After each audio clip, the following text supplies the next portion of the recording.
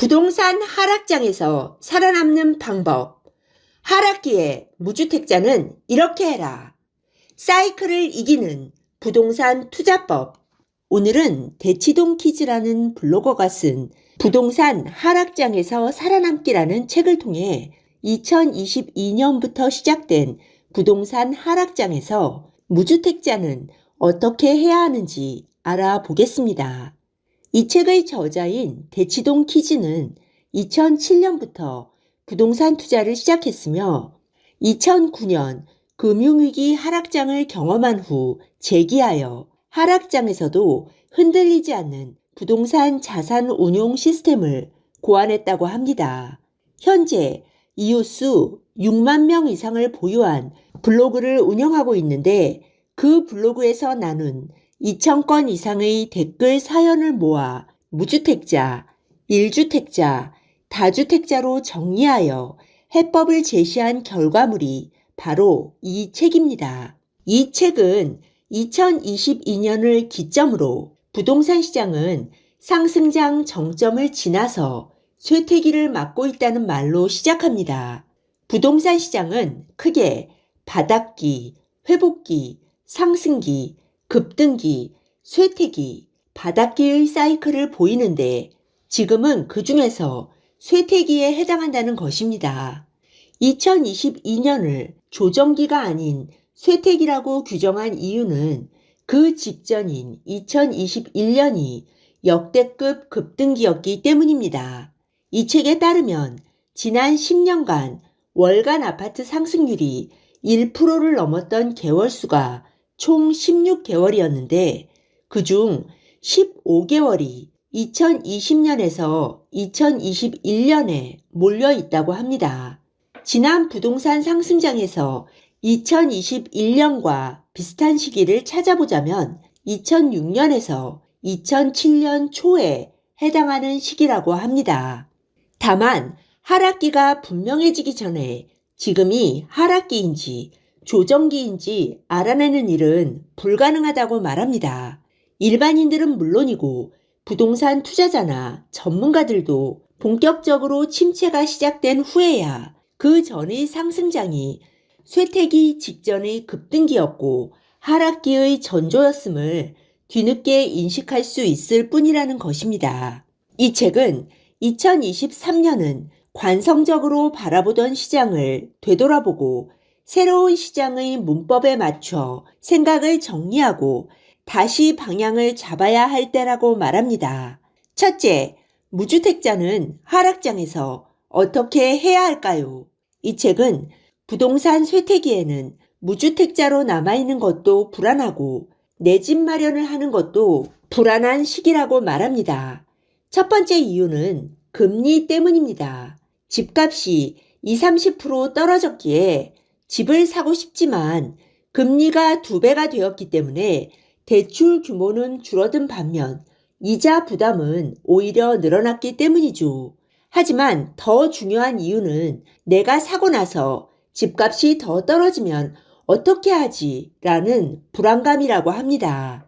결국 가족이 안정적으로 살 집 한 채는 있어야 하고 장기적으로 내가 산 가격보다는 올라주는 집을 사야 하는 것이 모든 무주택자의 숙제입니다.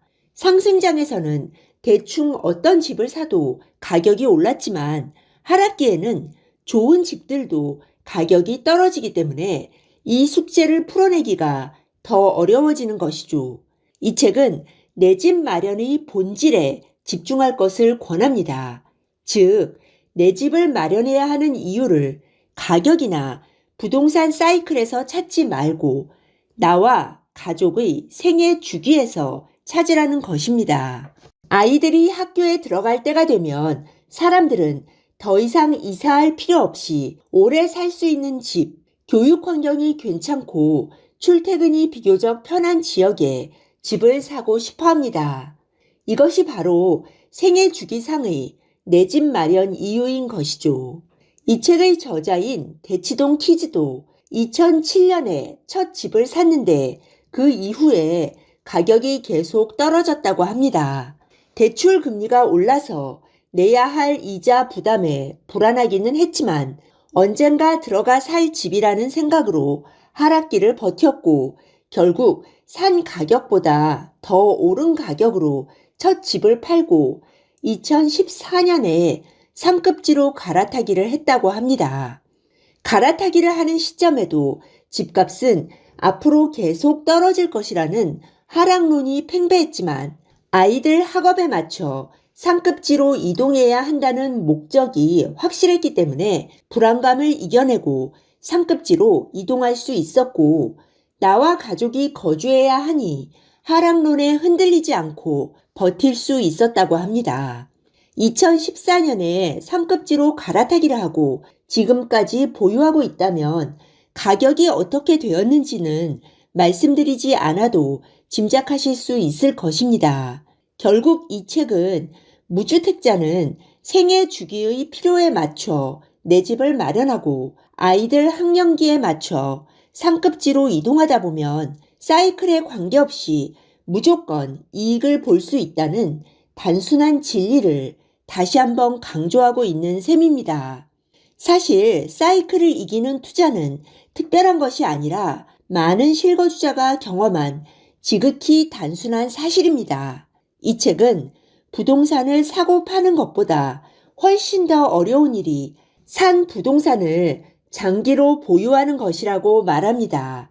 그런데 그 어렵다는 장기 보유를 가능하게 하는 가장 확실한 방법은 엉덩이 밑에 깔고 가족이 살아가는 것이죠. 그 집에서 아이들을 학교 보내다 보면 10년은 그냥 지나갑니다. 그 사이 하락장도 지나가고 어느새 상승장을 맞이하게 된다는 것입니다. 둘째, 생애 주기에 맞춰 내 집을 마련하더라도 더 좋은 타이밍이 있지 않을까요? 내 집 마련을 통해 돈을 버는 것도 중요하지만 더 중요한 것은 기회를 잃지 않는 것이라고 말합니다. 깔고 앉아 사는 집이 올라도 내 집만 오르는 것이 아니라 다른 집도 다 오르기 때문에 딱히 돈을 벌었다고 하기 어렵습니다. 하지만 우물쭈물하면서 전세로 사는 동안 상승기가 찾아오면 벼락거지가 돼버린 참담함을 느끼게 되고 평균적인 자산 증식 기회에서조차 멀어지게 됩니다. 결국 자본주의 사회에서 내 집 마련은 공격적인 창보다는 수비적인 방패에 가깝다는 것입니다. 셋째, 그래도 리스크를 줄이려면 어떻게 해야 할까요? 이 책은 이 질문에 대해 지금은 감당할 수 있는 집을 사는 게 중요하다고 말합니다. 많은 전문가들은 첫 집은 무리를 해서라도 최대한 좋은 것으로 사야 한다고 말해왔고 보통 사람들도 그렇게 믿고 있습니다. 하지만 쇠퇴기에는 부동산 시장의 문법이 바뀝니다.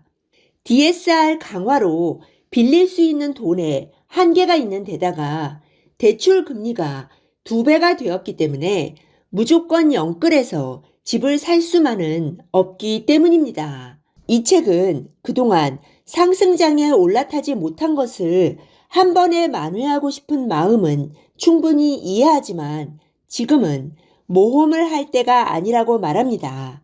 한 번에 내 집을 완성하겠다는 생각을 버리고 지금은 감당할 수 있는 집을 사서 살면서 버티다가 다음 상승장이 오면 그것을 미천 삼아 승부를 걸겠다는 생각이 필요하다고 강조합니다.